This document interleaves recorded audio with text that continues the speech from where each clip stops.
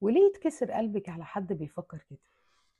يعني حد بيحب حد ومتفاهم معاه وعاشوا مع بعض فترة في تناغم، وبعد كده يعرف ان هي اكبر منه بسنتين فيسيبها.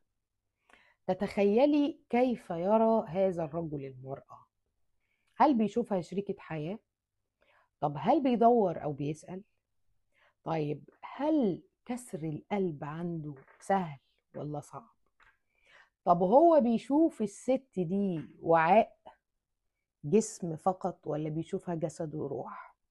اكيد بيشوفها جسم فقط، لان هو يعني بيفكر في موضوع السنتين ده ازاي. طب هل هو من الشخصيات اللي هتقدري تعيشي معاها سعيدة وهو بيبدي رأي الناس على راحته هو الشخصية او على راحتك انت الشخصية؟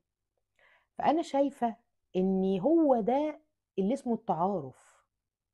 انا بعرفك، بعرف ان انت اقل بكتير قوي من ان انت تكون شريك حياتي، لان ما دام ده تفكيرك فالحمد لله قوي ان انا وانت مش هنجتمع، سواء بسببك سواء بسبب رسالة وإرادة من عند ربنا سبحانه وتعالى. فالنتيجة واحدة، وهي السلام النفسي.